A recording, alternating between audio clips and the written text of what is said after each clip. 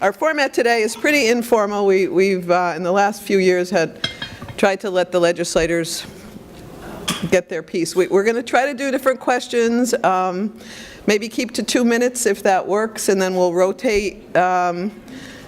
Is that, Lisa, you don't like that idea of 2 minutes? I know, that's why he's in front of me. I can throw things at him there. And if anybody in the audience, for those of you that are new, if you have any questions, please, there's cards on your table and people will come around and collect them. What we ask is one question per card, and that they be addressed to all the legislators. We're not going to be asking one legislator one thing. It's all just more of a, this is more of a general topics kind of thing. I think what we'll start, as we normally do, one of the biggest issues is the budget. We hear a lot about it up to the time that it's passed and even after the time that it's passed. So there's a couple new things this year. On the income side, the expansion of gambling, borrowing money against the tobacco settlement, and then also some transfer of funds from what are called dedicated project funds. So I guess if we can start with Representative Mullery, and if he could give us a little bit of his take on the budget process and how these things are going to help on the income side. I think we'll address the income side first of all, and then maybe second round we'll talk about the spending side. Okay, is this on, Scott? Well, first I wanted to take the opportunity as the first speaker to thank the League of Women Voters for again hosting this breakfast and interaction with the folks here in the audience. We've always found these breakfasts to be a great opportunity for us to meet with well-informed citizens from the community. Also want to take this opportunity to thank my alma mater, King's College, for hosting. They do a great job every year. With regard to the budget process, timely question. We have the governor's address coming up very shortly this week. Looking forward to his plan forward for the Commonwealth. As far as revenue goes, I think you're going to hear a theme across the panel today that we need recurring sources of revenue. Fortunately for us, there are several available to us that, for one reason or another, we have yet to enact. I think the one that everybody is familiar with is a modest severance tax, something that we've failed to do since the industry has come to Pennsylvania. Estimates range from, $200 million to $800 million. I know the senator, given his leadership position in the Senate, could give us some more specifics about that, but I think that's something where we've dropped the ball and we need to pick it up and run with it. Two, on the corporate end, we can close the Delaware loophole. We could move to combined reporting. Conservative estimates on the two of those put us at about $600, $700 million annually that we could receive. So there are absolutely avenues available to us for recurring revenue to help address our budget concerns. The problem is, and I'll use Mike Carroll's term, and I'm sure he'll mention it, where's the appetite in Harrisburg for that? Right now, and over the course of my short tenure in the House, it hasn't been there. So as a result, in my opinion, we've left money on the table. But we're getting to the time where these things have to be placed in the crosshairs, and we have to buck up and address issues that are important to Pennsylvania. Otherwise, we're going to see continued drastic cuts in services, and I think that's what we're going to talk about in the next round. So with that, I'll pass it down to Lisa. Yes, thank you. Senator Baker. Good morning, everyone. Thank you. I too would like to thank the League. I do look forward to the opportunity to answer questions and have an exchange of ideas and information. As we prepare, the governor's budget secretary came in to see me last week to talk a preview of the upcoming budget message, and I think what you'll hear from the administration is less likely to see a broad-based tax increase as part of this proposed budget. I think, as Representative Mullery mentioned, the governor will likely propose the severance tax on natural gas. I'd like to point out, too, that the impact fee on natural gas has been important in terms of an area that I believe, and I represent 5 counties here in the region, the impact fee has been very important in those areas where active natural gas has been drilled. And the impact fee does not pass on the tax to the individual landowner. If you look at, and one of the challenges that we have as we have conversation about a severance tax is the fact that all of the contracts with landowners proportionally share that tax with the landowner. So currently, landowners are not paying the tax, the companies are paying the impact fee. So that would be a significant change that, as someone who represents individuals in significant communities related to the impact fee, that we need to look at, as well as the minimum royalty payment component of it. I will talk a little bit about, in the next round, the budget as it relates to Health and Human Services. I chair the Human Services Committee. That is $40 billion of spending between state and federal resources. It is our biggest cost driver, one of the biggest cost drivers, and one of the areas where I believe we can accrue some potential savings as part of the process. Thank you, Senator. Well, good morning, everybody. Again, thank you to the League. This is very important for this open discussion. You have a chance to see us face to face and ask us whatever questions you want. We never considered this a roast, and I will work very hard to keep this under 2 minutes. That's one of the most difficult challenges I've ever had. Both Senator Baker and my colleague, Representative Mullery, did a very fine job of laying out a few items to you. I've been a proponent of a fair Marcellus shale tax from the very beginning. And when I say fair, I mean that. I mean, we've met with the industry and we've talked to the industry. When the industry first came to Pennsylvania, they had within their plan, within their fiscal plan, a Marcellus shale tax was already built in. They wouldn't tell me what it was, but that was there because every other state does have that. As the Senator indicated, the impact fee is very important. It does help those communities out with the heavy traffic and the kinds of things that occur. The proposals that we have made makes that impact fee whole. It continues to make sure that those counties receive the benefits that they need in order to take care of the industry. But there's definitely enough dollars left over.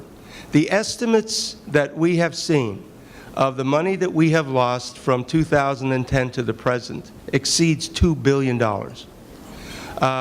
Once the pipelines are completed and we begin to export the fuel, the price is going to go up.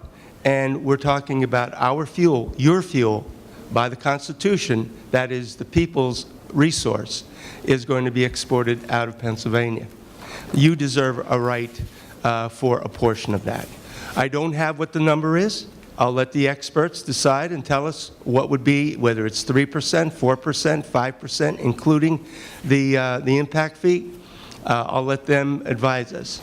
But there's no way that we should be able to leave on the table between $200 million and $800 million a year when we're trying so desperately to take care of the needs of the community.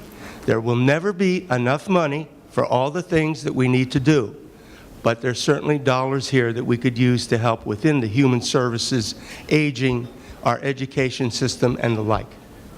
Thank you. Totally against borrowing, against our, oh, is that it? Okay, then I will do it. All right, thank you. I'll be good, I promise. Representative. Good morning, everyone. I'm Mike Carroll, and it's a pleasure to be here as well. When it comes to the budget, I think that it's fair to say that what we'll have with this year's presentation from the governor, and my suspicion is an embracing by the General Assembly, will be sort of a status quo budget where we will have modest increases in a few areas. The governor highlighted yesterday his desire for $100 million in basic education and some additional dollars for higher ed, which I think it's fair to say I support. The challenge, as usual, will be trying to figure out how you reconcile the expenditures with the revenues. And as Eddie alluded to just a moment ago, last year's budget was built on gambling and borrowing, and we voted for it, and it wasn't the preferable option, it seems to me. But in the absence of other better options, that was the solution for last year's budget. So this year, I think, as all of the speakers prior to me noted, there'll be a discussion of natural gas. There should be a discussion about DEP and the oversight necessary to make sure that we have proper regulation and proper enforcement, and as Senator Baker mentioned, a discussion about the minimum royalty. And then above and beyond natural gas and the potential revenues that could come from a severance tax, I think it's long overdue in this Commonwealth to have a discussion about cyber charter schools and charter schools generally. At our breakfast table this morning, we had a very brief conversation about this, and wasn't on this component of the discussion, but when it comes to cyber charter schools in particular, and charter schools generally speaking, I think it's time to re-examine the dollars that flow to those institutions that have a direct negative effect on not just the state's budget, but on our school districts' budgets. And so for me, in addition to the general conversation that will occur relative to all of the various parts of the budget, I would like to see a discussion about payments to cyber charter schools in particular and charter schools generally speaking. Thank you. Representative Coffer? Thank you. Good morning, all. I won't beat a dead horse with some of the comments already made about a severance tax. Obviously, they will be part of the conversation, as well as regulatory reform. But I also think one of the pieces, and I'm going to touch on this just a little bit, is in regard to human services. There's certainly a number of areas that we can make some changes and really bring some dollars back and make some savings in our budget as well. I was talking briefly before with somebody before coming up here about a BSC licensing issue in our state, which are behavioral specialist consultants, which applies to our autism and intellectual disabilities area. And without the BSC license, it's a kind of a chicken or the egg type issue where you need to you need to have a minimum number of hours in order to get the license, but you can't get paid until you work those hours, so you're almost volunteering for those hours, and we need a temporary license or some sort of fix to this. Without that license, you can't bill private insurance. So our state healthcare is paying for that currently without having a fix in the works. I think there's a lot that can be said for our direct support professionals as well in human services. A lot of people are working, and with our reimbursements, they are actually still receiving benefits. They actually have to be on welfare programs because they don't make enough to be self-sufficient. I think that's a travesty in our state, and I know that they just put forward a pretty comprehensive plan in front of our Human Services Committee about raising the wages for direct support professionals, which would help get people off of some of the benefits that they receive from the state. And I think it could be a huge boom to our state as well as our region with that area of health care. So that's sort of a newer topic that hasn't been discussed yet, so without beating a dead horse, I'll pass it on. Thank you. Senator Udicek, please. Thank you very much. If I recall, the question was around the budget and revenue side That's of correct. the budget. Well, as noted, Governor Tom Wolf on Tuesday will stand before a joint session of the General Assembly. It will be I believe my 19th joint session. And as I sit in that chamber, the words that I hope come out of the governor's mouth will be these: congratulations to the Super Bowl champion Philadelphia Eagles. By God, I hope he says that. I hope we could say that. So I've been waiting a lot longer than 19 years to get a Super Bowl for the Eagles.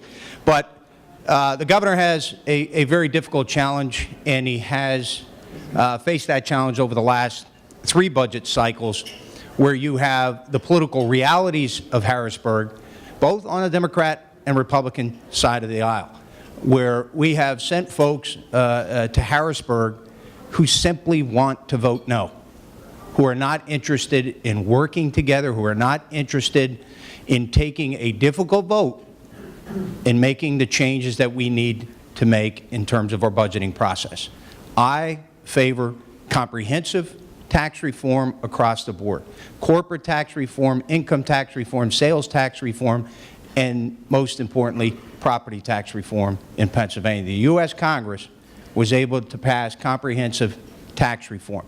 And you're already seeing investments being made in the United States in new job creation, in workers, raising wages. Pennsylvania has skirted the issue of comprehensive tax reform. We've gone around the edges, and it's got to a point where we are depending on sin taxes, whether it's on alcohol, tobacco, whether it's on gaming. That is not a way to fund a 21st century school system. That's not a way to fund a 21st century infrastructure system. It's not a way to sustain state government and provide the services that we need to deliver to the taxpayers of Pennsylvania. So hopefully, we can get to that point, but we are not going to get to that point on Tuesday. We are going to probably have another status quo budget, just kind of a cash to carry budget, as they call it in the budget office, where the revenues are a little better. That's good news. More jobs are being created. More revenue is being generated. I do not see comprehensive tax reform on the table. We're going to continue to advance it. But when you talk about revenue, you talk about the Pennsylvania budget and building a sustainable budget, the only way to do that is comprehensive tax reform. Thank you very much. The next we'll start with Senator Baker, and this we'll talk a little bit about the spending side of things. Some of the things that we hear about are reducing the size of the legislature. We hear about pension reform and that how are we going to get those things under control. Please address those issues and any other ways that you feel that we can start to cut back on the spending side of the budget. Sure. Excuse me. 2 minutes or less. So last year, we did enact comprehensive pension reform, which was one of the most significant cost drivers to our budget. So if you look at the pension obligation the Commonwealth had, I think the steps that we took last year legislatively were an important component to it. It's not going to solve the entire problem, but it certainly was a step in the right direction. As I mentioned, human services being such a significant portion of our budget, trying to gain efficiencies and cost savings through that will be important. I expect that in this budget, the governor is going to once again request that we consider the combination of the Department of Human Services along with the Department of Health. I don't expect that it will be a 4-agency merger as they proposed last year that did not go any further than an evaluation component. So as you think about $40 billion, what are the significant cost drivers? And the cost drivers are the elderly population here in the Commonwealth. When we look at the numbers, and I brought with me some of the spending numbers, the Medicaid spending on average, and where most of that goes, it generally is not with young people on disabilities, it's not with children or the adults. It's the significant pieces on the aging population. And so the Commonwealth will begin a process of taking our aging services and putting it away from a fee-for-service into a managed care network. And that will be, it is beginning in southwestern Pennsylvania. This year it will migrate through all the Commonwealth through 2020. That will have a significant impact moving forward. One of the other ways that we need to look at the budget, there is an assessment on hospitals that helps provide funding into the budget. We have to reauthorize that hospital assessment. That represents about $250 to $300 million in our budget. So we utilize that as well. The MCOs also, HMOs, pay an assessment as well, and that's a key component, about $250 million. So as we look at this, we'll also hear some discussions about what to do. Should there be work requirements? Should we be looking at innovation and other things within this population? And the Centers for Medicaid and Medicare Services are opening that up and allowing states to come in with innovative ideas. We've had some conversation with the department. Because this is such a big cost driver, we should be looking at ways to do that. If it's not work requirements, are there other things that we can put into place to help try to contain costs? So that is the most significant cost driver. It's such a significant component to the budget that I'm hopeful that we can work to get our arms around that piece of it. The other piece of cost savings that you will see, I brought a chart. Our Department of Corrections has actively moved to reduce our inmate population. And when you look at the cost of an average inmate within a correctional facility, it's $35,000 to $40,000 a year. We are seeing reductions in that. And so getting our arms around the cost containment within the correction system, I think will also have a longer term process. You mentioned reduction in the General Assembly. I do support reducing the size of the House of Representatives. As I say that, their average districts represent about 62,000 people. A state Senate seat represents 260,000. So a significantly larger area, and I think that we can have some efficiencies with that, but I don't think it's going to be a major cost saver. Thank you very much. I should tell people, if you feel like people have addressed the issue well enough, you can certainly pass, because we have a lot of different topics. Thank you, Lisa. That's for a lot of that information. Mr. Pashinsky? Well, thank you very much, and thank you, Senator, for considering reducing our House. Let me start off with that one first. I voted against it, and I will continue to vote against it. I say to you, if we should reduce the size of the House, why did we build such a huge room for the House members? Both on the level of the federal government, with our huge state capitol, and same thing in Pennsylvania, one of the most beautiful capitol buildings in the entire country. The purpose of having a large representation of representatives and congressmen was so there would be more one-on-one with your representative. The senator, I'm sure, will admit that although they are much smaller than us, there's only 50, the size of their staff and the number of offices that they need to have in order to conduct business and help the people that they have to, their constituents, the senator represents over 240, 250,000 people. Countless times I'm told, how come we always see you here at these meetings? We never see our senator. And I say, listen, the senator has an area that's 4 times the size of mine. So number one, the purpose of having more representatives is actually to be there available to the people. The cost savings will be minimal. The other thing I want everybody to be concerned about, and hopefully they'll print my editorial, there's a phrase that they've used. The more representatives, the less they can buy off. Right now, I know that sounds comical, but that is the truth. Right now, money is poisoning our democracy. There's too much money in the system at the present time. It's there because of Citizens United, for those of you that know what that is. So now, instead of, in this room, there's countless number of people that are qualified and capable and hopefully willing to run for a house. The average cost of a state house representative run is over $100,000.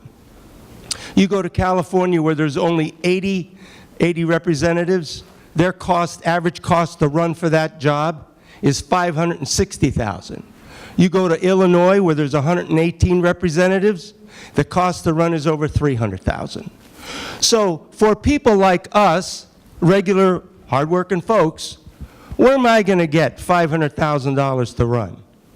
I'm going to have to get it from somebody. And if somebody's going to give me 50 grand or 100 grand, what does that say? Do I owe someone? On a national basis, it's millions of dollars. So if I want to run for Congress, I better come up with a couple $1 million. Okay, thank you, thank you. Well, I only talked on that one issue. I know. We're trying to keep it all on cutting spending, if we could sort of Okay, well, keep it- that's about spending. But the biggest cost driver in all of this is health care. You've heard me say it before, and when I get the mic again, I'm going to use my 2 minutes on health care. Okay, There are Thank you. a few core things that the state government needs to do, and among those core items is to provide for an education for the children of this Commonwealth. And for me, I will focus, as I usually do, on the basic ed funding component of the budget, the amount of money that we direct to our 500 school districts, which has a direct effect on how well we can educate the children in all these school districts. It has the ancillary effect of also trying to help minimize future property tax increases. If the Commonwealth of Pennsylvania properly funds the 500 school districts, there's less of a reliance on the 5 school directors in each of these school districts to have to raise property taxes. And so for me, I am eager and looking forward to having a discussion about the basic ed funding level that will be directed to the 500 districts, the funding formula to make sure that we fairly distribute the funds throughout the Commonwealth so that our 500 school districts and the students that go there receive a solid education. And as I said earlier, the side benefit with respect to property tax, minimizing future property tax increases. You know, the other thing that I'll mention, because I feel compelled to, is that the other thing that the Commonwealth needs to do among its core responsibilities is to provide for a safe and efficient transportation network. I was proud to be an advocate for Act 89, which was the transportation funding bill a few years ago. The benefits of Act 89, I think, are evident throughout northeastern Pennsylvania and beyond our region, but throughout the Commonwealth. And it's important that we make sure that the benefits that accrue to the citizens of this state as a result of that transportation funding bill are not minimized because of an attack on the motor license fund by the general fund. So those 2 items, among a whole series of others, you know, when you're in a forum like this, it's almost a case of which of your children you love the most. You know, you can only have the opportunity to mention 1 or 2 items in a 2-minute period. And so for me, I'll just mention basic ed and as well as higher ed and transportation funding, with the full expectation that my constituents expect me to pay attention to all of the various lines in the budget and make sure that at least the people that I represent in Lackawanna and Luzerne County are fairly treated when it comes to the disposition of state funds. thank you. And could we, again, if we could try to talk about how can we cut back the spending side of the budget? Thank you very much. Okay, I'm going to hit a new topic once again, and something that we just passed out of the House maybe about a month ago. Senator Baker talked about the rising costs for our aging population, and one of the bills that's out there is in regard to presumptive eligibility. When somebody is to leave an emergency situation, leave a hospital, they're presumed eligible to go into a nursing home. However, we have issues that they are not presumed eligible to go back to their own home to receive services, which is a much typically where people want to be, and a much cheaper way of providing services. So we've been working with comprehensive, all the different stakeholders in regard to this. We've put forward a bill. It's Representative Bernstein's bill. I worked with him on this bill, that you would be presumptively eligible to not only be in a nursing home, but be able to go back to your own home and be able to receive services there as well. I do want to touch base. Senator Yudichak mentioned about comprehensive tax reform. In the House, there is a special subcommittee, I believe, that was formed to look at our tax structure in Pennsylvania. I know that they've been meeting and having hearings across the Commonwealth, so hopefully they will come out with a proposal here soon to address that as well. Thank you very much. Thank you very much. Before I'll address one specific topic on the spending side, however, I want to help out my colleague, Representative Paszynski, if he's having trouble finding his senator at events. Over the last few years, he could come to any one of these events and find me. When we created 1,000 jobs in the city of Wilkes-Barre with Guard Insurance, McCarthy Tire, and Pepper Jam. When we invested $90 million in the South Valley Parkway and created 3,000 jobs with North Point. We invested $9 million in Solomon Creek, a 50-year problem now being solved by Mayor George. Eddie, you can come to any one of those events. I'll be there. You could say hello. On the spending side, DEP, Representative Carroll and I have the great honor to serve as the Democratic chairs of the Environmental Committee. Often you hear from politicians, cut spending, reduce staff, cut state workers. Well, what has happened since Governor Rendell, Governor Corbett, and Governor Wolf? We've seen the Department of Environmental Protection shrink. Their budget's been cut by 40%. Their staff is down 25%. Almost 800 people have been let go from the Department of Environmental Protection. That has an impact both on the quality of environmental protection, and it also impacts the bottom line of businesses when it comes to the permitting process. If it takes you 2 years or 3 years to get a permit, that's millions of dollars to the bottom line of a business, and it impacts environmental protection. We're moving a bill that I've introduced, and it's supported, bipartisan support, to address permit reform at DEP, to fully understand and get baseline data whether that reduction of staff is hurting the Commonwealth of Pennsylvania in terms of its budgeting, in terms of environmental protection, and in terms of creating jobs. So there are things that are often said at these kind of forums, raise revenue, cut spending, but there's an impact. There's an impact to those cuts, and I think the cuts at DEP are starting to impact how we do business in Pennsylvania and how we protect the quality of the environment in Pennsylvania. Thank you. Representative Mullery will get you the microphone. Thank you. When you talk about reducing the size of the legislature, I fully support that, but I'll take it a step further. I support a part-time citizen-based legislature.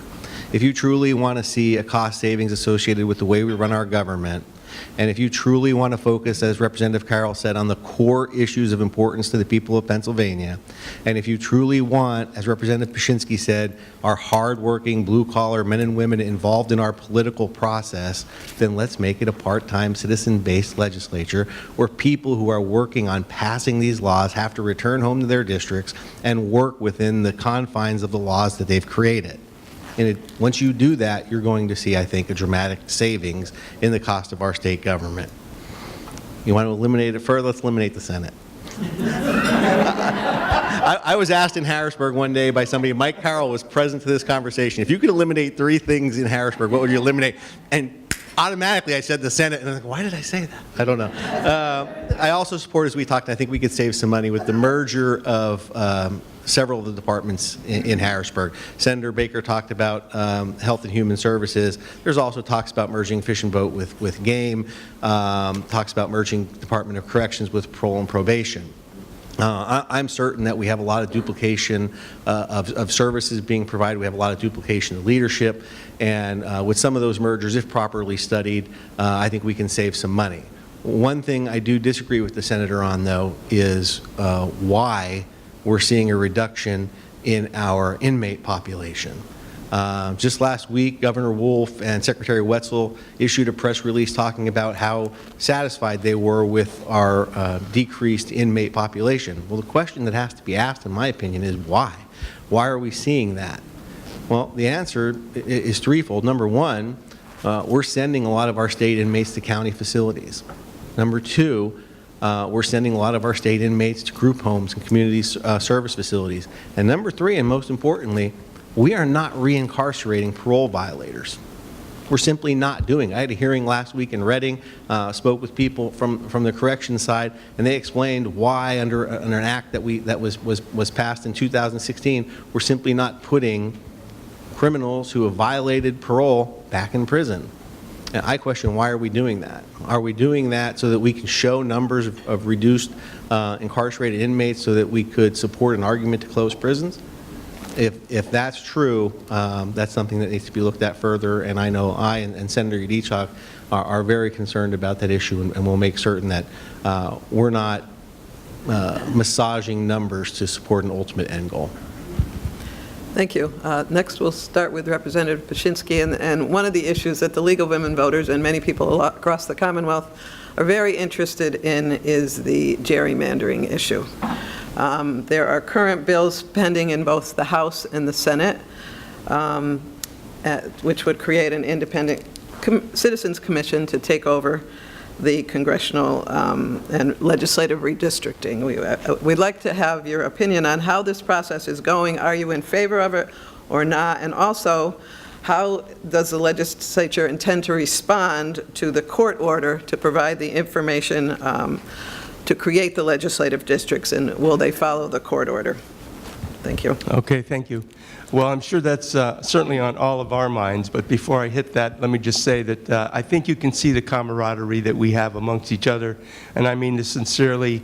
I can reach out to my senator, Senator Yudichak, Senator Baker, whoever, and we always work together on things. So there was no way, Senator Yudichak, that I was referring to you on that last thing, but I made the point to these folks that congressmen have 700,000 constituents. They can't be as many places as we are, and a United States senator has the whole state. So when people say to me, you know, we never see our senator, I say, you're talking about 12.8 million people that senator has to see. So in that case, let me try to get now with the gerrymandering. You know, every 10 years, the idea is to reevaluate where the population growth has risen or where it's declined, and what areas have contiguous nature and some similarities. And the idea is to make sure when you draw the district that it's fairly drawn so that the people have the choice of their representative or senator, whoever they're going to vote for. Over the last two decades, the process has become oh, I'm trying to look at the word. What's the word? Flawed. That's a good word, flawed. And I think for those of you that have read or seen the pictures of the maps, you've seen how the maps just don't make any kind of sense.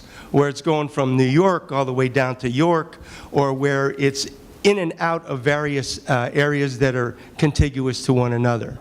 That's designed, you know, to manipulate the vote. That's designed to protect certain areas. And that's not what the purpose of it was. The purpose is to make sure that the people have their right to vote, to be heard, and to have a competition between all parties so that the people can make that selection. As far as the decision goes, I think that the gerrymandering is definitely obvious. If you were going to look at the maps and you were to take a look at the voter registration, it's remarkable.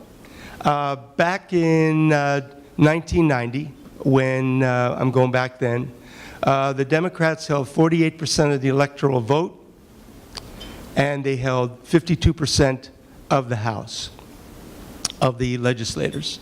The Republicans had 38%, and they held something like 48%. Today, the Democrats hold 47% of the electorate. We now seat 28%. The Republicans have 38% of the electorate, and they seat 72% of the members. So what's happened over this time frame is it's been skewed. And having the Pennsylvania State Supreme Court make the ruling that it's unconstitutional, I want to remind everybody, back in 2011, when they were drawn the first time, it was unconstitutional again with a Republican Supreme Court. And now it's a Democrat Supreme Court that has decided that this gerrymandering is illegal. I support that. All we're looking for is a fair geographic area. There should be no one that skews the map or skews the numbers for the sake of one political party or another. It's up to the people to decide.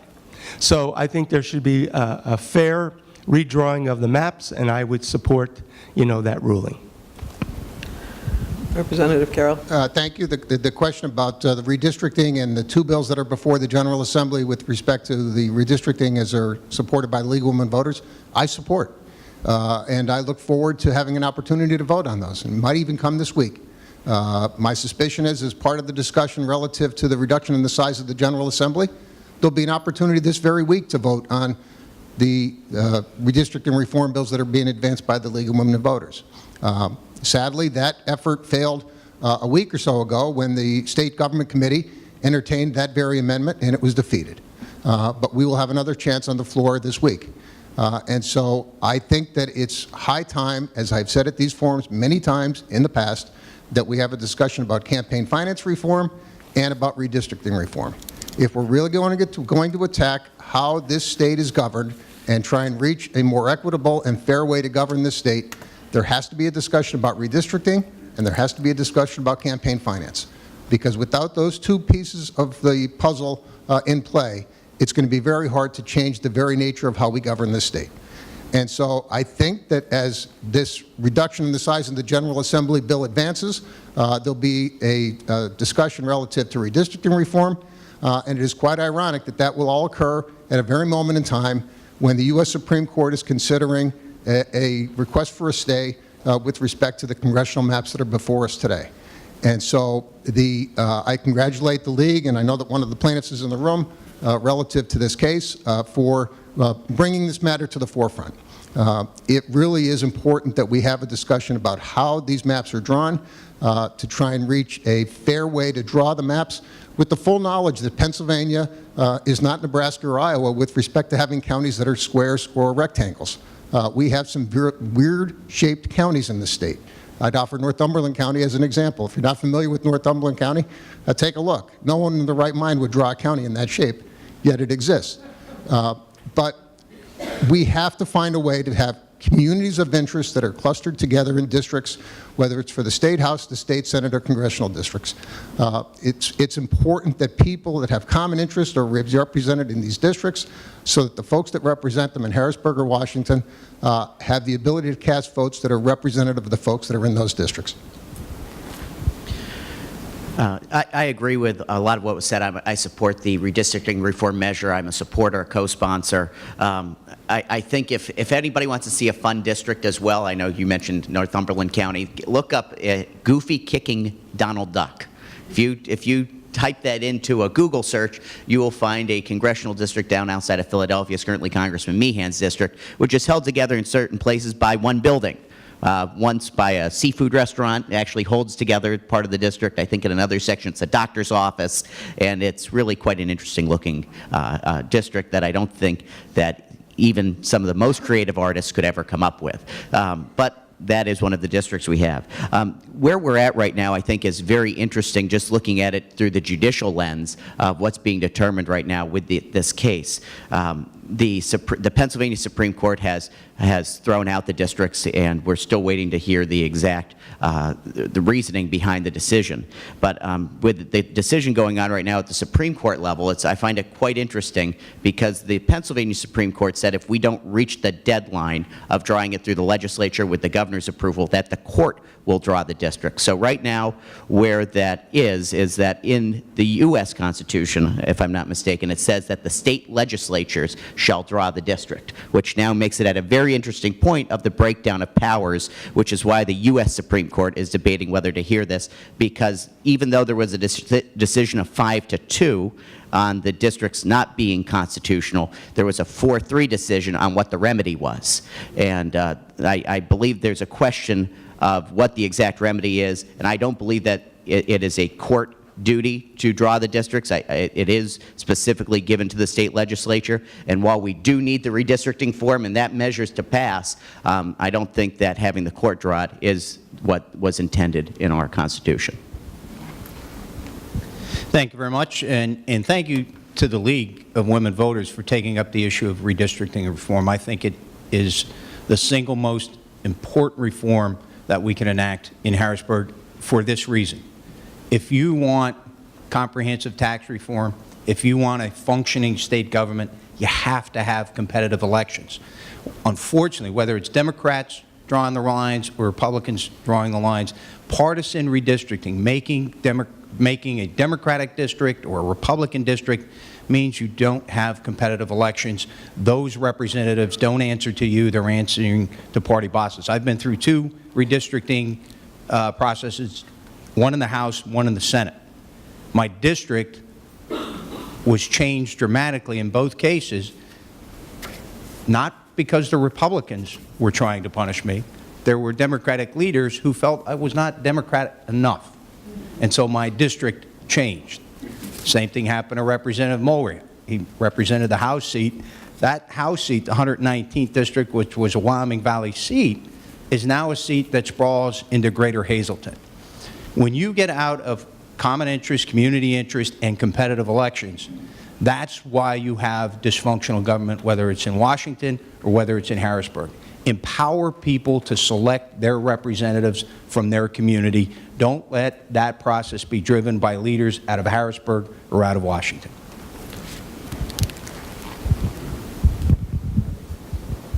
Thank you. I think I've been one of the most outspoken members of the delegation on this issue since I've been in the State House. I was the only member of the Northeast delegation to provide testimony before the Redistricting Commission because I saw no proper avenue to say that Larksville should be in the same legislative district as Whitehaven, or Plymouth should be in the same legislative district as Jeddo, or how West Hazleton should be separate from Hazleton City proper, or how all 5 of my school districts are represented by multiple legislators in the State House when they're some of the smallest school districts in the Commonwealth of Pennsylvania.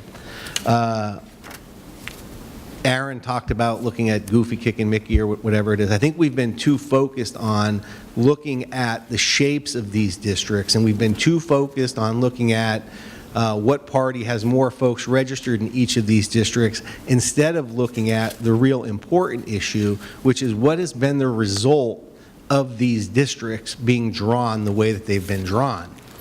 And the result of the gerrymandering has been an inability to govern properly. Because you have folks sitting in the House and Senate in Harrisburg, and to quote John, what John said earlier, who are there to do one thing, and that's vote no. Because they have no fear of reprisal from the people that sent them to Harrisburg. Because their districts have been drawn in such a way that they can take such an ideological stance on an issue and never have to worry about compromising or cooperating, not just with people on the other side of the aisle, but with people on their side of the aisle or with people in administration, because there's no fear. The only fear that they have is not taking a position far enough to one side of the political spectrum or the other, because they may get a primary challenge. And when that's the problem that we're facing in Harrisburg, it creates the ultimate mistrust because we can't properly govern. And that's why what the League of Women Voters did in bringing this case, why what they did in failing to adhere to the Senate Republican request to have them withdraw their case days before the court issued their decision, and why it's so important that they continue to push this issue forward is vitally important to our democracy. Is anybody in this room surprised that Senator Scarnati has failed to comply with the Supreme Court order to turn over the voter records? I'm not. I mean, he disregarded the Constitution of the state. Why should he comply with the Supreme Court's order? So this is an extremely important issue. We have a representative from a congressional candidate in the room today. They have no idea who they're going to represent in Congress. You have folks who are making life-changing decisions to seek a career in public service who don't know if they're even going to live in the district that they hope to represent. So it's quite an important issue, and I'm looking forward to this being resolved. And we focus too much also on the congressional district. This is an issue that, as John mentioned and I outlined for you, that affects all of our districts here on the state level and in the House and the Senate as well. Thank you. It's a two-part question. So the first part I will address related to the legislation. I have met with many interested individuals and groups in my Senate district who are in support of Senate Bill 22, Senator Lisa Boscola's bill. I have not co-sponsored the bill specifically, but I have been very consistent in my position that I do believe taking the legislative approach out of the redistricting process is appropriate. There are 4 or 5 different bills that have been introduced in the Senate. I'd like to hear more about what those approaches are. The one component to Senate Bill 22 that troubles me, and I've shared this with others, is there's a lack of geographic balance in a random selection.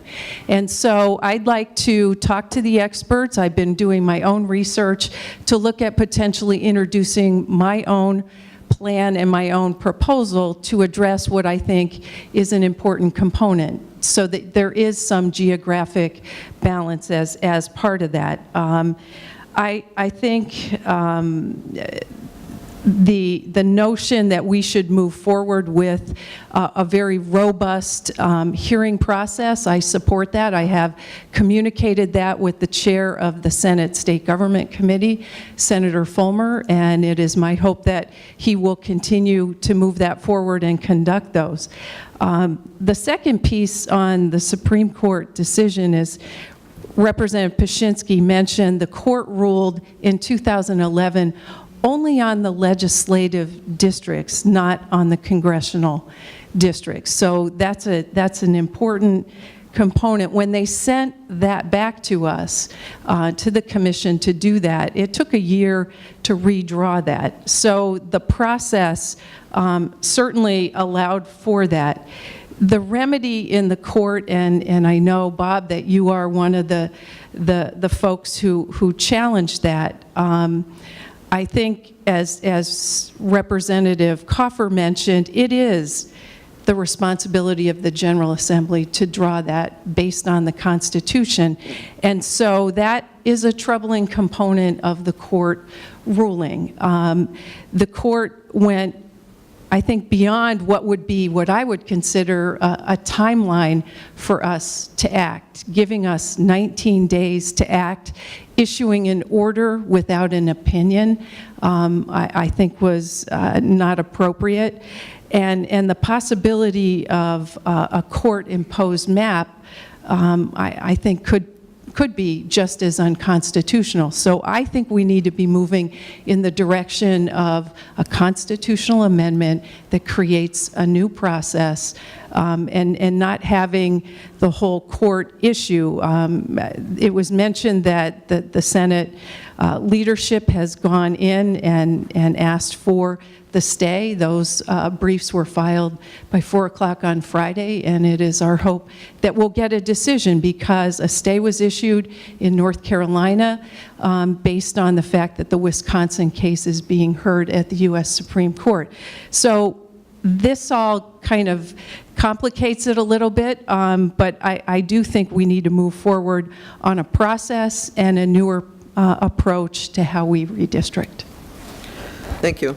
The next, we'll start with Representative Carroll. We have many questions on school funding, property tax reform, and the Pittsburgh plan to give some funding to community colleges, and how we're going to fund all of that. So if you could address the whole concept of educational funding and how we're going to move forward on that issue.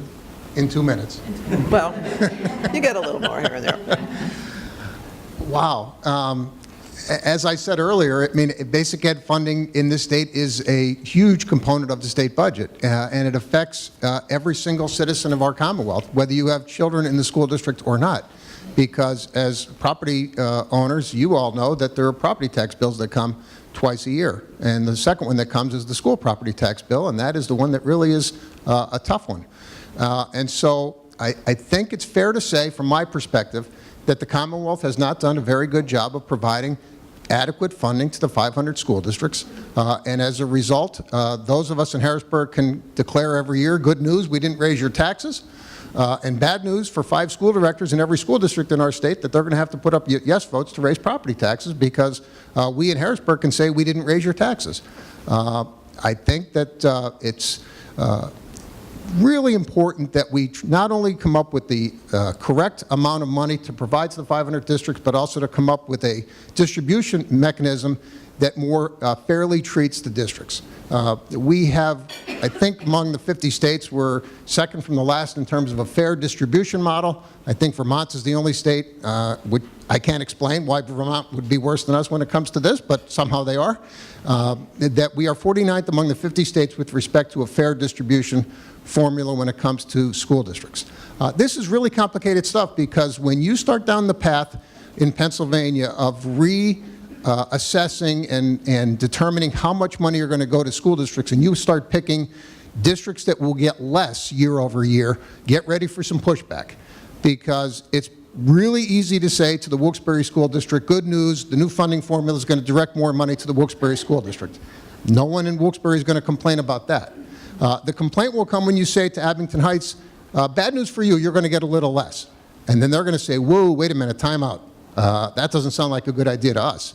And so what we've had with respect to the funding formula is a redirection of the funds that are new funds. So the funding formula affects new dollars that are directed so that those dollars are divvied up under the new formula, but the existing dollars that had been appropriated in the past are distributed under the old formula. That's really deep end of the pool stuff because, again, when you start down the path of telling some districts they're going to get a little less, it's really hard. But the fact of the matter is that we have to do a better job of making sure that the state is a fair partner when it comes to the 500 districts. When you consider the importance that those school districts have of making sure that the students that are generated that graduate from the various school districts are capable of living and advancing in their life, whether it's to higher ed or into the workforce, it really is critical. And so it's pretty easy for us in Harrisburg to say, good news, we didn't raise your taxes, and then we just pass the responsibility off to the 500 districts. I think it's time that the Commonwealth of Pennsylvania and those of us that serve in the General Assembly make the tough decisions relative to how we fund these public schools and not just simply pass along the responsibility to the school districts and the school directors to raise property taxes. Thank you. I'm going to get a little more into the weeds, and I know Representative Carroll mentioned some of this, but we do have a basic ed formula. We had a commission that was in place. They developed a new formula, and it's new dollars that will go into that formula currently. In my 4 school districts that I represent, every single one of them benefits from the new formula versus the old formula. So I'm a big proponent of the new formula. So when we're looking at the basic ed funding, one of the pieces is a provision under which the old formula took place was called hold harmless, which was based on a formula going back to the 1990s on funding education, which really benefits a lot of different areas, specifically the western part of the state. So as Representative Carroll was saying, how do we divvy up and what's the formula? We get a lot of pushback from the western part of the state on trying to run dollars through this new formula.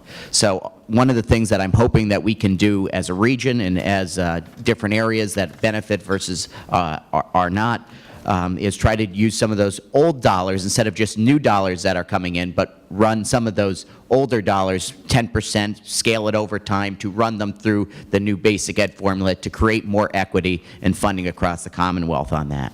But also I think there's one other issue that I'm hoping the governor will address in the budget address, and that is the property tax issue. Just on the ballot in November, a homestead referendum allowing up to a 100% homestead exemption passed overwhelmingly in the state. In most regions, I think there were only a handful of counties that did not pass it, but it did pass the Commonwealth, and I'm hoping, and I don't have any insight on this, I did not meet with the budget secretary, so maybe Senator Baker or somebody can enlighten me on this, of whether he will propose a homestead exemption as part of this. I'm hoping that something will come forward and it wasn't just a blank vote, but something that we can actually do to fund and to start bringing our property taxes down in the Commonwealth and in our region. Thank you. Thank you very much. I, too, support Senate Bill 76, property tax elimination in Pennsylvania. We got it to a tie vote in the Senate. The first time it got to the Senate floor in the history of the Senate. Tie votes fail. We had to go back to the drawing board, and I think Senator Orgel, Senator Schwank, a Democrat out of Reading, a Republican, Senator Dave Orgel out of Schuylkill, and Senator Fulmer, Republican out of Lebanon County, along with myself, we're trying to reevaluate that position. Senate Bill 76 eliminated property taxes on commercial property as well as residential. We're looking at uncoupling those two and looking at a straight homestead property tax elimination. That's about $8 billion. I think that would be a significant investment in the Pennsylvania economy and provide tremendous relief to those homeowners that are struggling to pay their property taxes. And it puts a little more responsibility. I agree with Representative Carroll. Commonwealth of Pennsylvania has a responsibility to fund a fair and efficient public education system. It's the greatest invention of our democracy in this country, the public education system. It's drawn more people out of poverty and given them the ladder of opportunity to either to go on to a trade school, go on to college, go into the workforce and make their way. Investments in education are important. That's on the public secondary side.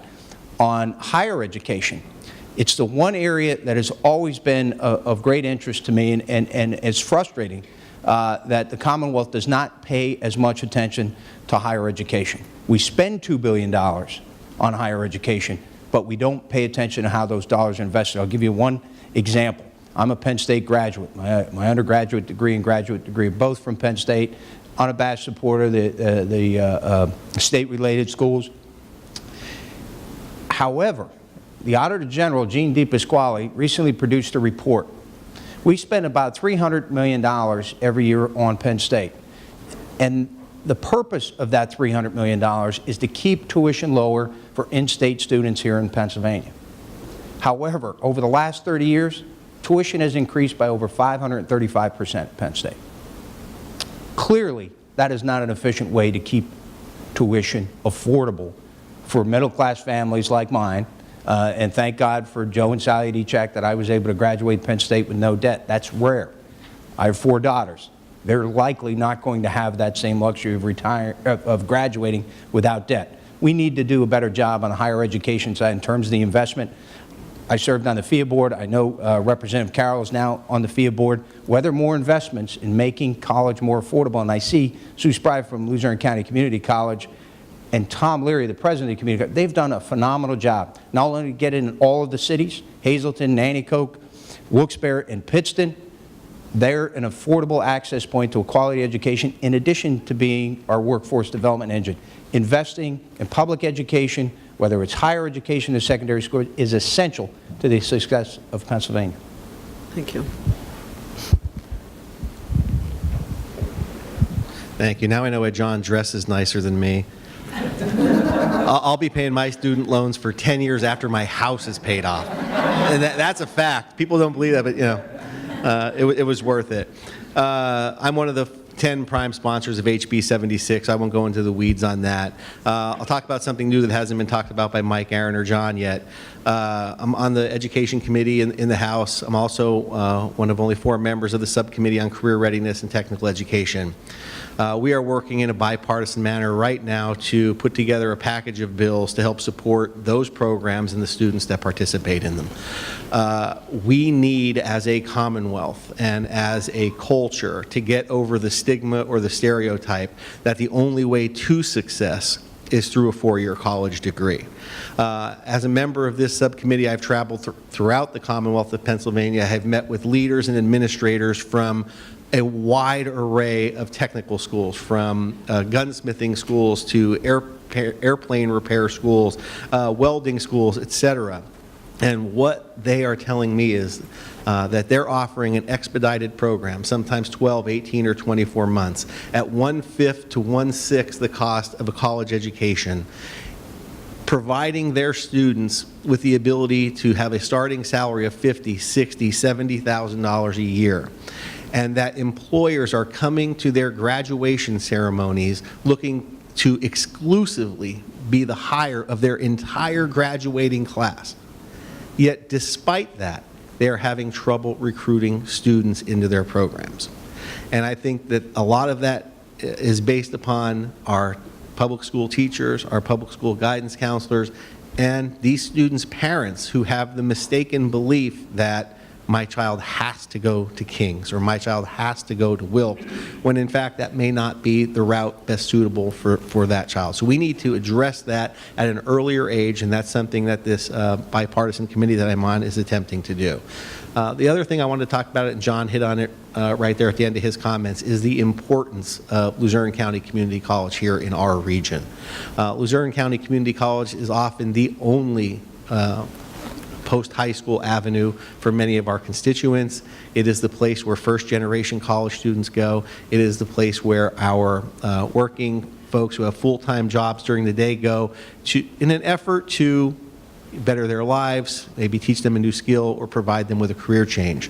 So anything that I can do to assist LCC in increasing their reach, and as John mentioned, they've done that successfully over the past few years, is very important to me and the constituents I represent. Not to mention they have been a key component in the revitalization of downtown Nanticoke with the Culinary Arts Building and the Health Sciences Building. So I think when we're talking about education, we can't just think about K through 12. We can't just think about the four-year degrees. There is a whole other avenue out there that's available to our children and young adults and those seeking a career change, and anything we can do to foster enrollment and development of those programs I think is important. Thank you. Much has already been covered, so I won't repeat it, but I would use, as a follow-up on the workforce development component, I have a high school in my Senate district, Honesdale High School, that has worked with the career educators, the community, businesses around the area to create an ag program for the ag services industry. You know, obviously, there's a great interconnection between that and tourism. And oddly enough, through this whole process of identifying locally, hiring a teacher for the school to run this program, it wasn't recognized by the Department of Labor and Industry as a high priority occupation. And so what I think we need to make sure of as well is that there is cooperation and coordination as you are planning locally and looking at career and technical education, that there isn't a missing link there where the Department of Labor is not involved. As we talk about school funding and the homestead exemption, many people thought gaming was going to solve that. How many of you get, if you live in Dallas, $52 from that, and maybe if you're in Lake Lehman, it's $96. That certainly didn't provide enough funding to support that. And when we look at the homestead exemption and Senate Bill 76, one of the things that we've all discussed, if you look around the Commonwealth, there are school districts, and I will cite one in the Senate district, Delaware Valley, 42% of the homeowners who pay taxes in Delaware Valley do not live in Pennsylvania. 42%, which is why a waiving of all property taxes on those out-of-state residents would have been very problematic for that school district. So the homestead exemption component that we voted on will allow us to still collect the dollars from those who are from out of state. One other thing that we can't lose sight of, and have visited Head Start, Pre-K Counts, and those other programs, the investments we're making in young children are just as important as well. So, thank you. Thank you, Senator. Well, I don't think anybody is opposed to educating our children. I think historically, statistically, we all know that education is a way for our children to become a successful, productive individual, and they become adults. Just recently, a couple weeks ago, we were out in Pittsburgh, and this job development came up.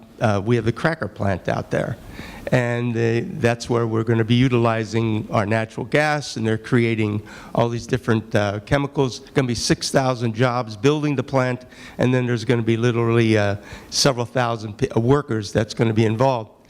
And we're in this transition period, and the transition period is understanding that there are many kids that are very bright that will be in the need of a new form of education within industry.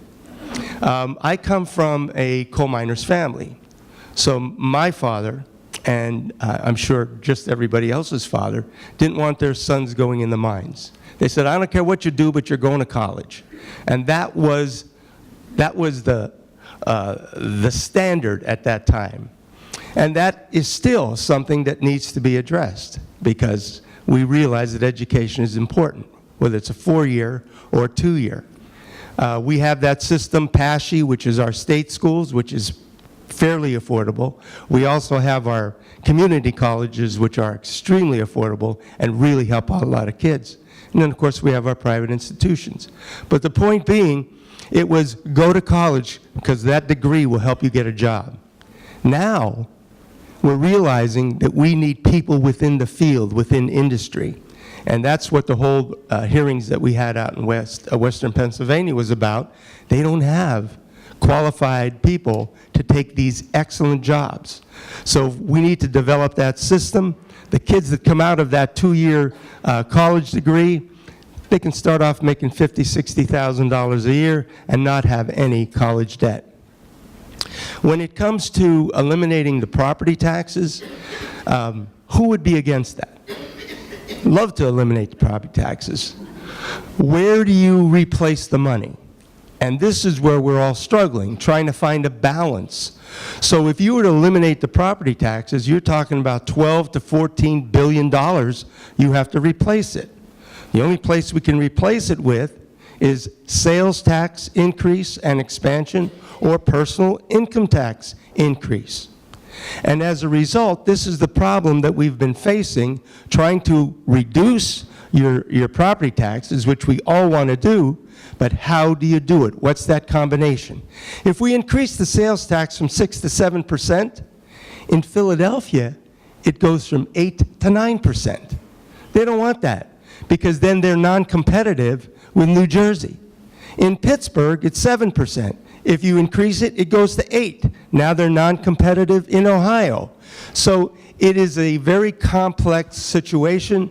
The homestead exemption, making sure we try to help all our homeowners and then keep the businesses, because that's worth $3 to $4 billion. Right now, with the uniformity clause, they get that gift. That'd be a $3 to $4 billion gift. Here you go. You don't have to pay that anymore. So it comes down to the word balance. How can we do it? And one final thought. You know, I taught school for a long time. When I first started teaching, the teacher came in and imparted knowledge about a particular subject to the children. And they were to take that in. There was a paper bag lunch, or some of the schools actually had a cafeteria. It's no longer that way. Your school now has become the haven for these children that do not have the family structure to give them the love and nurturing. Today, we don't provide lunch. We provide lunch, breakfast, dinner. We provide programs after school. We provide programs on weekends. We provide programs in summer, because we have recognized the fact if we invest in those children early, they have a chance actually to succeed and become a productive citizen. If we don't invest in them, now we go back to incarceration at $35,000 to $40,000. So life is, and if I can just use this analogy, most of the public see the tip of the iceberg. We are trying to deal with what's below the surface, and it's always much, much larger than is perceived on top. So with your help and our camaraderie that we have here, we're going to continue to work hard to try to find those answers. But keep those questions coming. Okay, thank you very much. This will start with Representative Coffer. This has to do with climate change. What is your position on Senate Bill 15, the Pennsylvania Climate Change Mitigation Act? It is on Pennsylvania's moral, ethical, and fiduciary responsibility to reduce emissions of greenhouse gases by 30% in 2025. So I turned over to our Senate chairman, and I was going to pass it off to him to answer it. I'm not aware of the specific bill. I don't think it's left the Senate. No, it's still in committee. I have not read the bill before, and without seeing the bill, I don't want to comment too much in depth on it. I do believe that climate change is an issue we need to be addressing. I'm a big fan of nuclear energy, wind, geothermal, solar, all that. Actually, in one of the code bills, which my bill for the emergency detox centers was part of the admin code for this year's budget, was including a fix for our solar energy as well. So actually the reimbursements through our solar panels. I don't know that bill specifically and wouldn't feel comfortable speaking about that specific Okay. bill, but whoever asked that question, be happy if you want to come up and talk with me Does about anybody specific, it. Oh, thank you. does Thank you. anybody specifically want to address that question, or is anybody familiar enough with it to? The issue Yes. The issue of climate change, of course, is very important on several fronts. Representative Coffer referenced nuclear, an emissions-free electric generation industry that is experiencing serious challenges in the current economy, a large part because of the growth of natural gas and cheap natural gas, which is making it very difficult for Pennsylvania's 5 nuclear plants. In fact, you saw TMI outside of Harrisburg is likely going to close. That's 1,000 jobs, many of them building trade jobs. They're going to go away because of this volatility in the energy market. I've tried to always advance, as the Democratic chair of the Environmental Committee, Environmental and Energy Committee, Pennsylvania should have a diverse portfolio of energy. We're blessed, more blessed than just about any other state in the nation and just about any country in the world, in that whether it's coal refuse, whether it's wind and solar, whether it's nuclear and natural gas. And by the way, I have all of those in some respect in the 14th Senatorial District. I have the largest solar plant in Pennsylvania down in Carbon County, some of the great wind power plants in Pennsylvania here in Luzerne County, in addition to nuclear coal refuge. Coal refuge industry, which we were able to get into the second tier of the Energy Portfolio Standards Act a few years ago, and then just recently be able to put $7.5 and now $10 million in tax credits for that industry. That industry has a double benefit, not only of creating jobs in the neighborhood of close to 4,000 jobs in Pennsylvania, it also helps us reclaim our abandoned coal lands. That private-public partnership between the Commonwealth of Pennsylvania and the private industry, the coal refuse, has cleaned up thousands of acres of land. And 172 acres are very important to me and very important in northeastern Pennsylvania. It's a site where North Point Development, partnering with the Earth Conservancy, who partnered with Northampton Fuel, the old blue coal land, 16,000 acres, sat vacant and degraded for 4 decades. Now, because of programs like the Coal Refuge Program, because of investments like Growing Greener, which, by the way, the Senate passed the structure of Growing Greener this past week, Growing Greener 3, we now reclaim that site. We've generated $125 million in private investment, and we're creating 3,000 jobs. Now, back to climate change, the other component is, and I believe DEP and the Governor Wolf has been very aggressive on this, is methane capture. That's very important. And methane capture, I know a lot of the focus is on the new natural gas industry, but we really should be looking at the old utility lines that are in Wilkes-Barre, Allentown, the old third-class cities throughout Pennsylvania.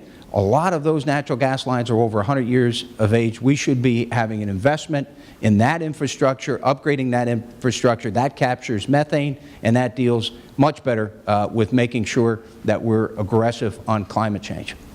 Thank you.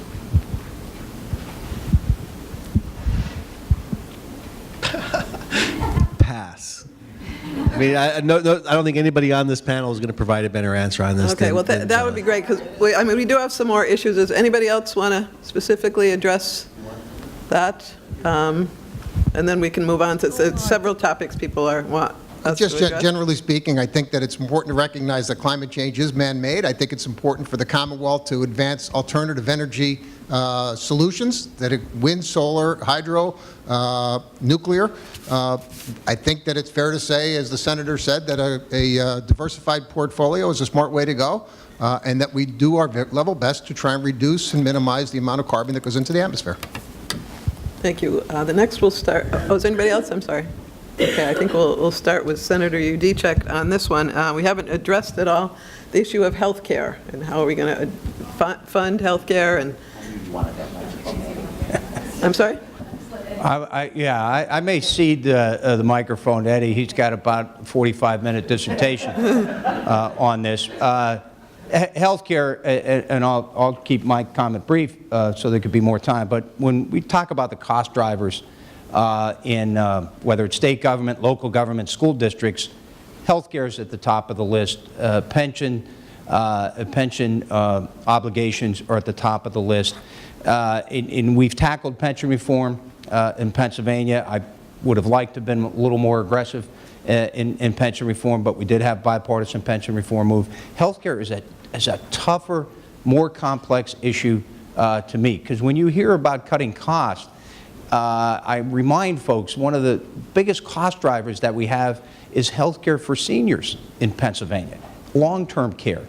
It's an issue that we don't like to talk about. You don't hear too many folks talk about how much they invest in long-term insurance so that they're not spending thousands of dollars a month to provide for their long-term care in a nursing home. It's an issue that we don't like to talk about, but it's hundreds upon hundreds of millions of dollars in the state budget that increase at rates of 15 to 30% each and every year. So it is and certainly there is the federal component, there's a state component, and there's a local component to healthcare. We need to do a better job in making sure, and you're seeing healthcare evolve right before our eyes. Caremark CVS is a company in the 14th Senatorial District, close to 700 jobs, tremendous asset to the community. They just purchased a health insurance provider, Aetna, and you'll start to see these CVS drugstores be more like clinics. And you're seeing less acute care hospitals being built. I'm grateful that Geisinger invested in South Wilkes-Barre and that we have the emergency unit back up in South Wilkes-Barre. There's a lot of volatility in it, and then when you get into the pharmaceutical side of the equation and the rising cost of pharmaceuticals or the opioid crisis that we have, significant challenges are on the horizon for the next 2 decades on healthcare. We're going to work in a bipartisan way to try to address those, to control budgets and make sure there's access to affordable care.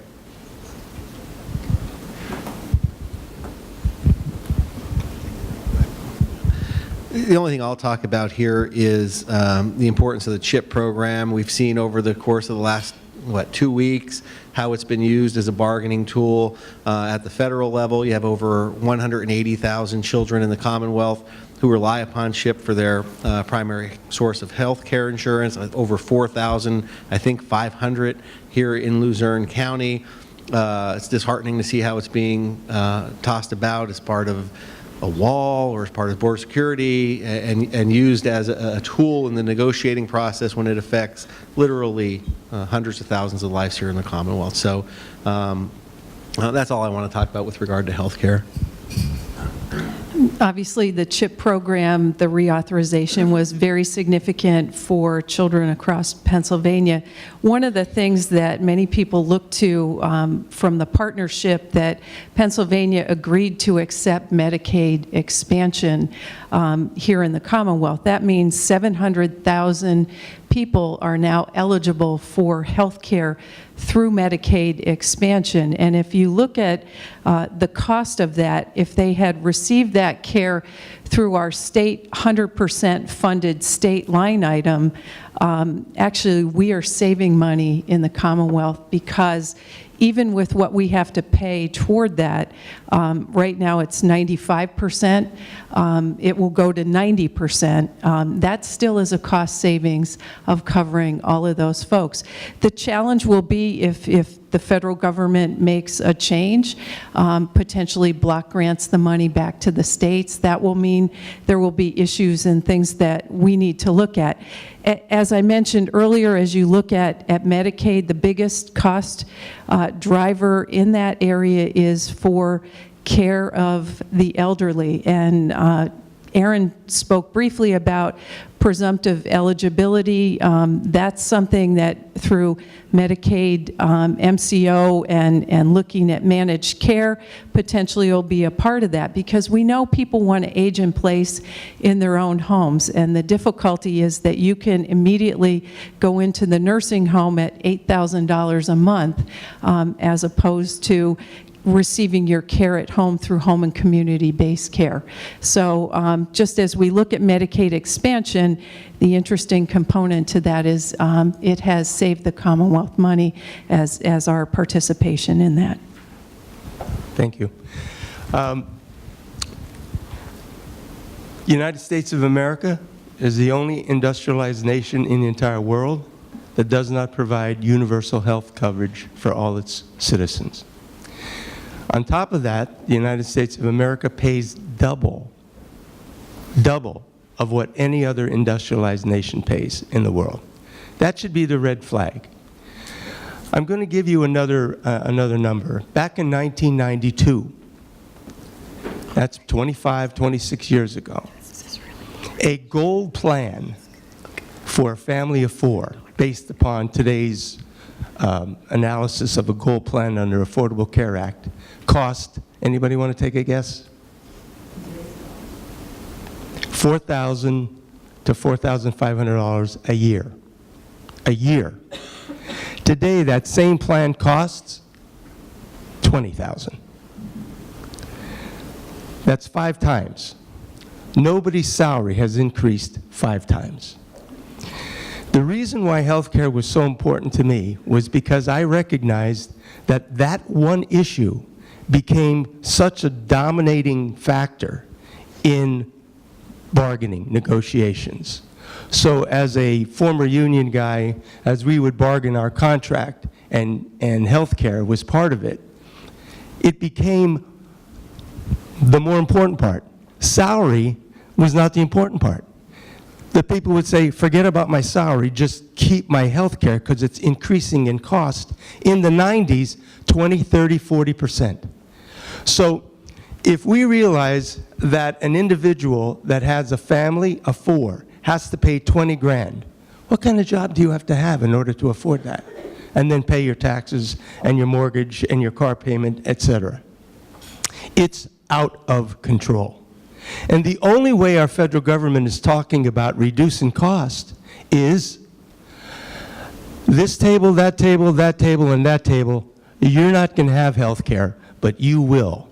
We reduced your cost because we eliminated those people. That, to me, is unconscionable. You cannot consider the health care operation a business like you do free enterprise. In business, if I invent this cup and people want to buy it, they buy it. And because it's being so popular, I increase the price to $100 a cup and they still buy it, that's okay. And now I increase it to $1,000, that's okay because the people want to buy it. But the person that can't afford this cup can buy this for 50 cents, and life goes on. But with health care, you do not have that choice.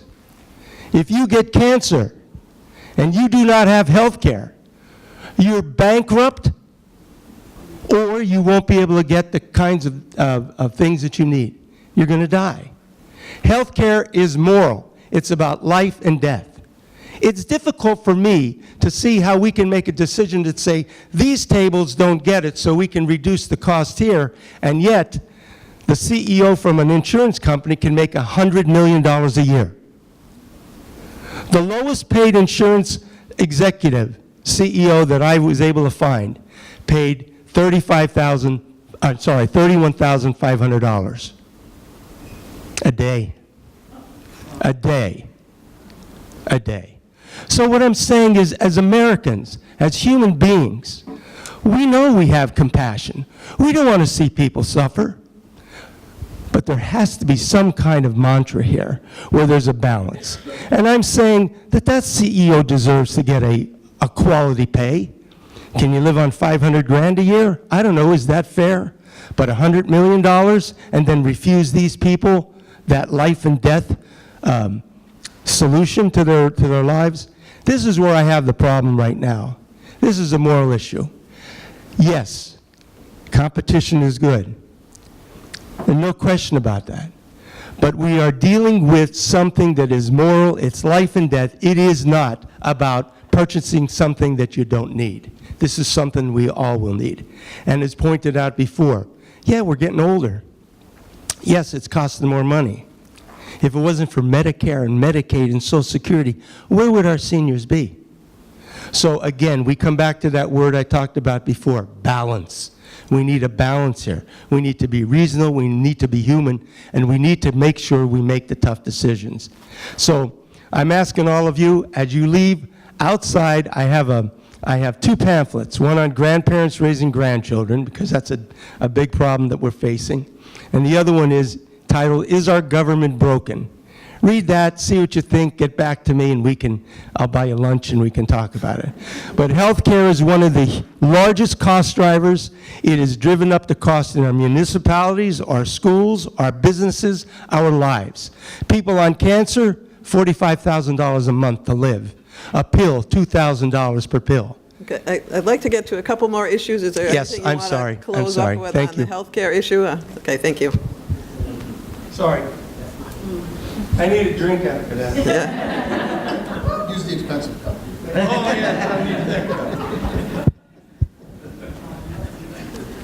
Oh, Mike, you don't have anything more? Okay, so we have a few other issues that maybe you all can choose among them and which ones you'd like to address. People have had questions on legalization of marijuana, on where we are with the Real ID. People are hearing about Real ID. If we go to the airport, we're not going to be able to get on airplanes. So we could let us know what's going on with that. And also, if there's anything that we have not questioned you on, if you could just take a few minutes and just sort of sum up, and if any of these other issues are of interest to you, you could address those. Thank you.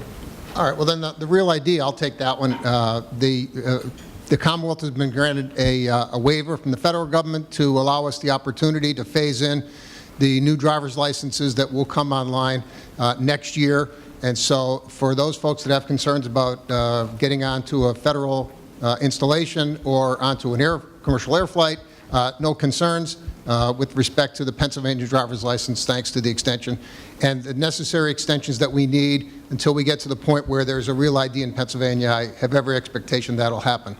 I do have some small concerns with the Real ID when we implement it with PennDOT and the current mechanism and the current plan to allow folks the choice of whether or not to have a driver's license that is a Real ID versus a driver's license that's not Real ID compliant. Pennsylvania drivers will be given that choice.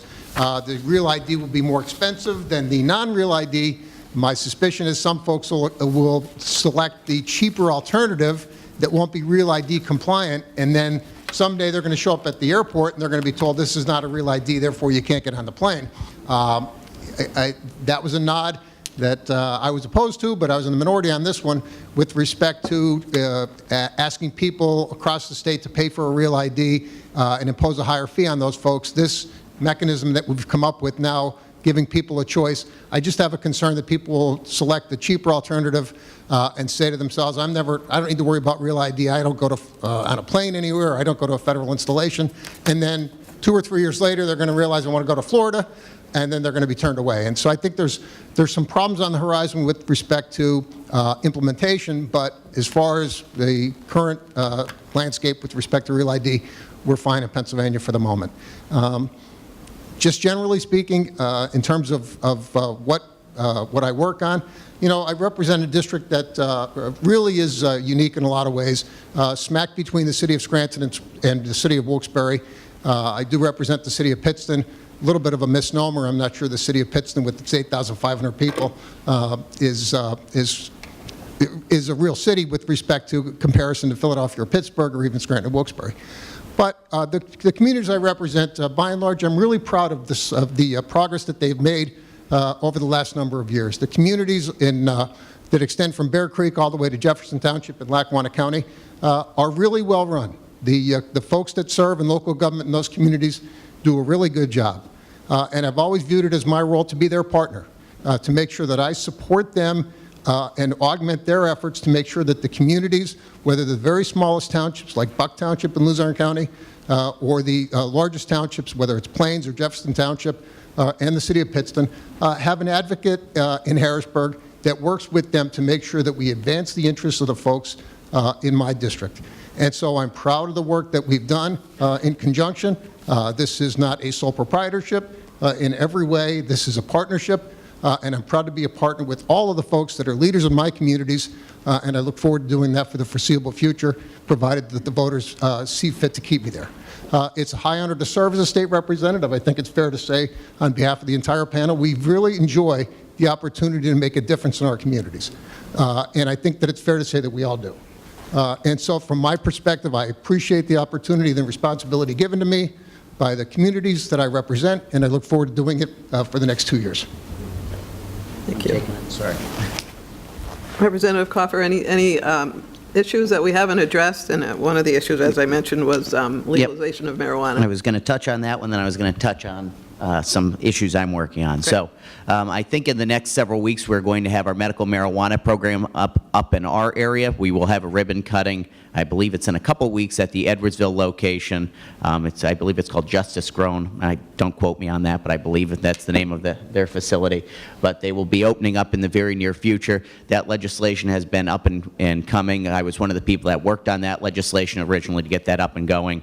I think the next step, I think this is a generational issue. I think it depends on where you're from and how old you are. It might depend on your perspective on this.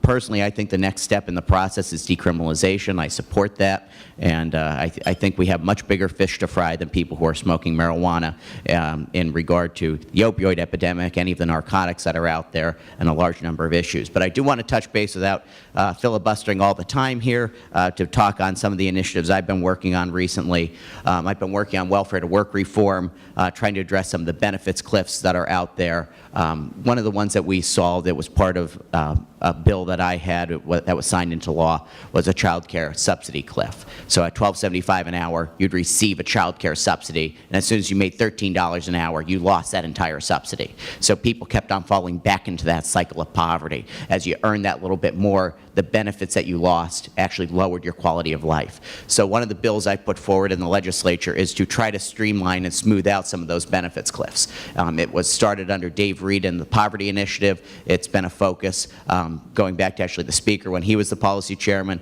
currently under Kerry Benninghoff, who's our current policy chair, and we put together a package of legislation on benefits that go beyond in our state of what other states are doing and try to make sure that we're trying to lift people out of poverty. And some of that, I mentioned that one bill about trying to streamline some of the benefits cliffs. Right now, the way it's drafted, it is my bill that Luzerne County would be a pilot program for this legislation to see exactly how much it would cost, and hopefully we'll have another couple of counties come on board to help lift people out of poverty and get back to work. But another thing that I'm also involved with is incentive-based workforce development, that tying our high priority occupations to actually putting the money into those type of programs that are needed in our community. I think this isn't a shot at any means, but I think we can be doing better than our current system, and I think our Career Link system is a little outdated, and that we should be putting money and resources into programs that actually connect people to jobs.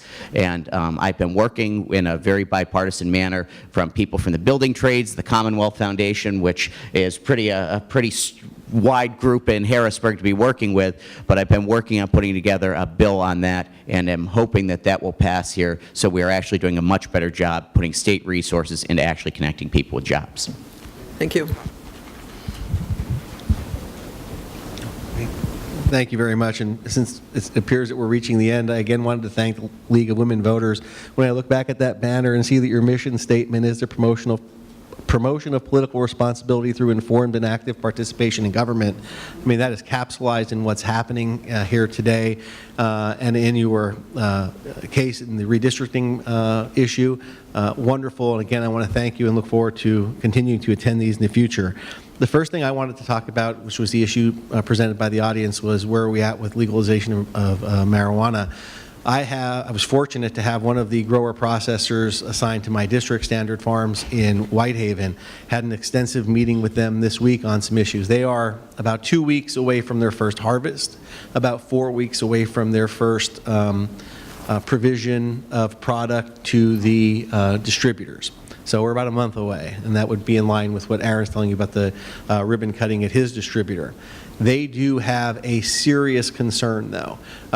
That is a skeletal market right now. That's why we took care in determining how many licenses we would provide. Yet at the same time right now, the administration is considering Chapter 20 licenses. Chapter 20 licenses are licenses that would be issued to essentially medical colleges, research institutes.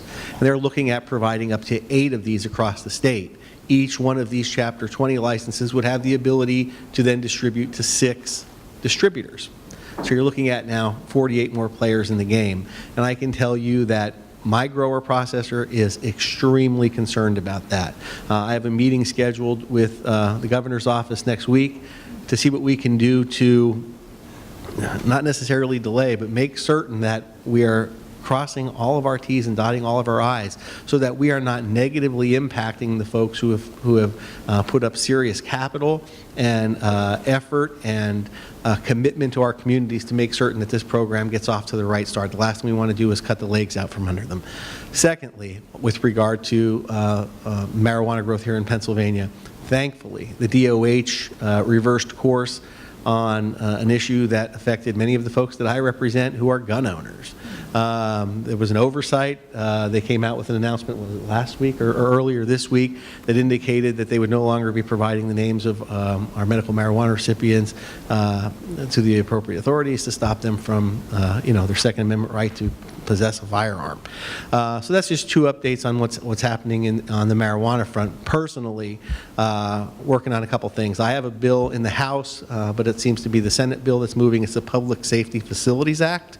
And anybody who's familiar with what happened here a year ago with SCI Retreat, SCI Frackville, where we were, blindsided in the first week of January, and Senator Yudichak leave, but Senator Yudichak, Senator Baker, everybody from the Northeastern delegation came together, and in a matter of 20 days, we're able to get all affected parties on board, schedule hearings in the Senate in Harrisburg, and present an argument that the process was flawed and why closure of any of those institutions would be detrimental to our entire region. My bill and the Senate bill that's moving prescribes a process that requires notice and hearings and evidence, fact-based evidence before any closure would occur. I'm happy to report that in speaking with Senator Yudichak, that bill came out of Senate committee last week or this week, I can't recall, and hopefully it'll make its way to the floor and then get over to the House, and I will do everything in my power to convince my colleagues of how important it is. One thing we haven't talked about, for 6 years I've been the Democratic Vice Chair of the Game and Fisheries Committee. We haven't had any outdoor issues, but as you know, outdoor sports for our men and women here in Northeastern Pennsylvania is very important, something we take seriously, has a great impact on our economy. I've had a bill since day one to change the way our antlerless deer licenses are allocated. I've had trouble getting that off the floor. Met with a Republican senator from Erie, Senator Dan Laughlin, who is of like mind to me, had some similar issues in his county, and he has agreed to see what he can do to get that bill pushed out of the Senate. So maybe with somebody from the majority party backing it, it's something we can get to the finish line. I don't care whose name is on it. I just want what's best for my constituents. So we'd like to see that bill get to the finish line. But again, thank you everybody for coming and listening to us and being so involved. With that, I'll pass it to the Senator. Thank you. I too want to say thank you. And obviously there are many issues that you're interested in. I would just encourage all of you, if you haven't signed up on each of our collective websites, I have a newsletter that is electronically distributed. I get emails, I get Twitter posts, Facebook posts, all of that. You can stay connected. You can also go onto my own website to see what bills I have introduced, what bills or things I'm working on. So I would encourage you to do that. Much of what we do surrounds the committees that we serve on. I serve on 5 committees as Chair of Health and Human Services. We have the oversight of all of the drug and alcohol, the health, and all the human service programs across the Commonwealth, including licensing and things of that nature. The opioid crisis, we have advanced many proposals out of the committee to address that. Some were Representative Coffer's bills. I actually have a bill that just left the Senate and has gone to the House that would give home health and hospice workers the ability to destroy prescription drugs. And what most people don't realize, the DEA in 2014 made a rule modification that it became your personal property on your death, and that only you or your assigned family member could destroy that medication. So you've been seeing take-back programs, working with the DAs, the sheriffs, and some of the pharmacies, but the home health nurse who's in your home no longer had the ability to do that. My bill would change that. It would grant authority for them to be able to do that. We'll keep it out of the medicine cabinet. Actually, it was brought to my attention by a county coroner who had a family member find it in the medicine cabinet and have an overdose situation in the community. So taking away that pathway at home quickly, when you're grieving, you're not thinking about the medicine to destroy, and that's just one area. Pipeline safety has been an area of interest for me, given my sprawling 20th senatorial district that has significant Marcellus Shale development. I have a bill that would offer minimum standards for Class 1 pipelines. They are not regulated by the state or federal government. There are draft rules through FERC to take care of them, but there are no minimum standards for that. With one-call reauthorization, that was also a bill that I worked on, we added Class 1 lines. So before you dig and you call, Class 1 lines are now part of that program. We beefed up its enforcement, moved it to the Public Utility Commission, and I think it's a very strong public interest program. As Representative Mullery said, Senator Yudichak and I, along with Dave Argel and several of our colleagues, have the prison closure bill. We're also working cooperatively on a lead task force to look at what Pennsylvania needs to do to address lead in the water and lead in our young children. And one of the things that we're considering is uniform testing for children. After hearing pediatricians talk about that, the number who actually are getting tested is very, very small, but the impact, if you discover it, is so significant. So many issues we're working on. Those are just a few of the highlights. If you have questions, don't hesitate. Please keep in touch. And I think you can tell from the interaction that we have, we joke around. We don't always agree on everything, but we do agree to try to work in the best interest of this region. And it's a privilege to work with my colleagues. Thank you, Senator.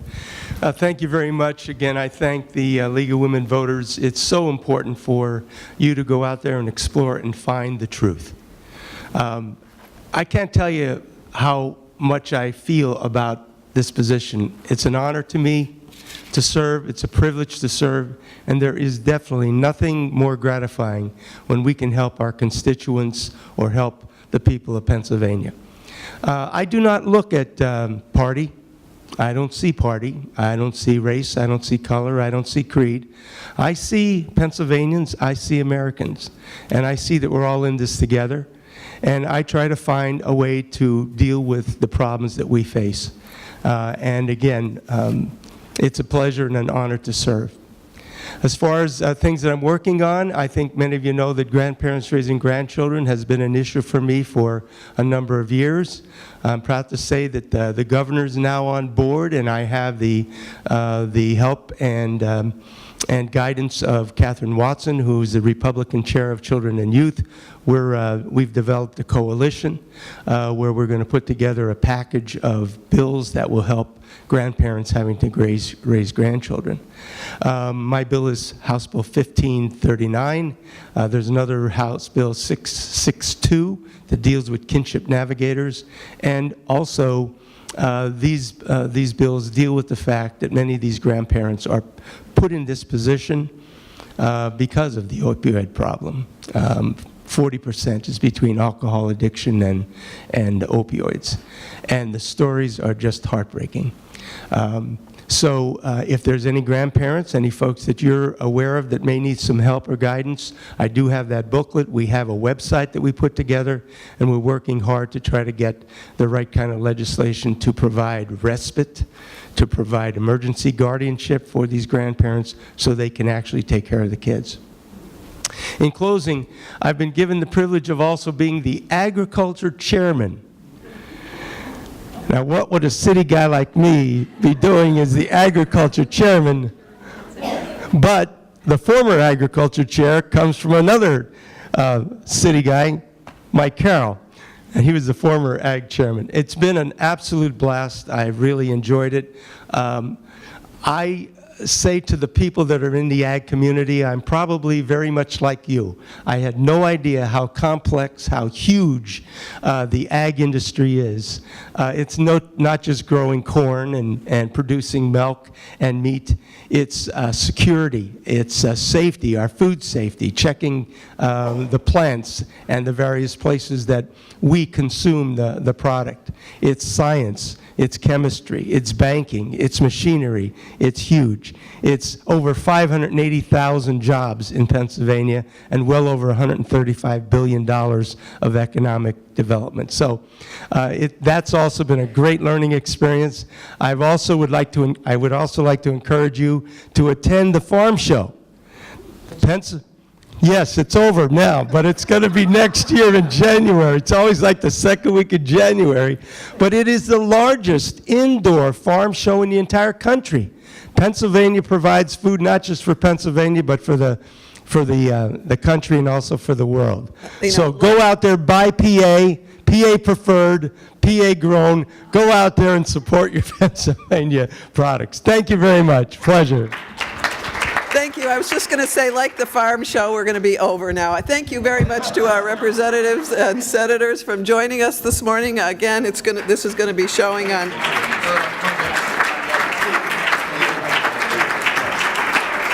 right, thanks, Aaron. Thanks, everybody. Have a good day.